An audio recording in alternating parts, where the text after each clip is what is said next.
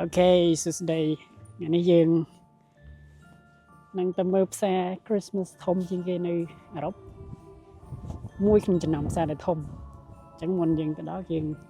ចាំរថភ្លើងវាសិនហើយមើលប្រុលធ្លាក់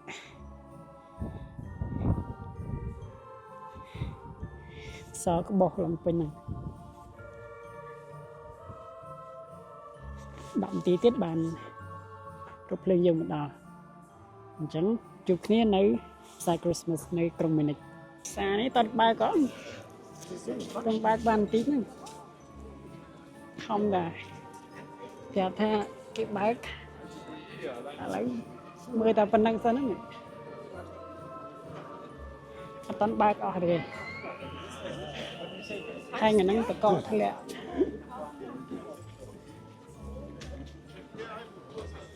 មើលអ្នកមកលេងច្រើនទេតែដើរមើលតិចទៀតទៅនេះគេហៅ Marine Plus ហ្នឹងក៏បង្ហាញច្រើនដែរមកកានេះមនុស្សច្រើនដែរ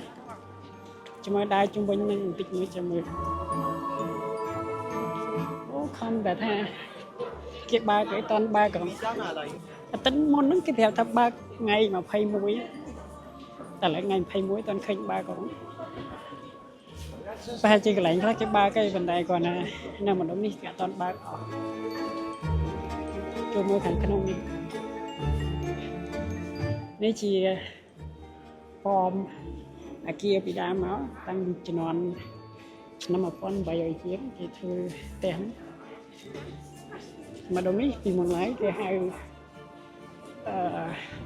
វាំងស្ដាច់យើងមកខកជើងហ្នឹងទាំងអស់គ្នាគិតតែគេបើកថ្ងៃហ្នឹងតែអត់តាន់បើកថ្ងៃហ្នឹងតែនៅទីក្រុងហ្មងនៅទីក្រុងហ្នឹងកន្លែងខ្លះគេចាប់ដើមបើកទីទីឯងគេតាន់បើកអស់ទេ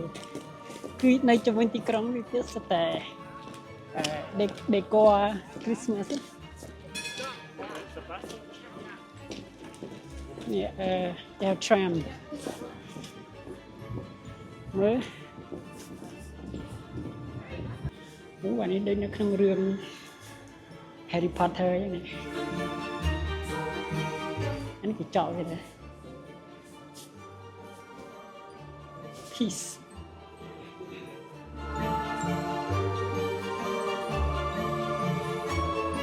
អូខេវីដេអូហ្នឹងវានិយាយត្រូវចប់ប៉ុណ្្នឹងហើយបើចូលចិត្តវីដេអូនេះកុំភ្លេច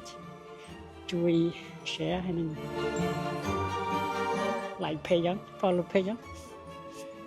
អូខេពីថ្ងៃទៀតចាំមកទៀតហើយចំណងអ្នកទាំងគ្នាមកមើលផ្សាយ Christmas នៅនេះអរគុណ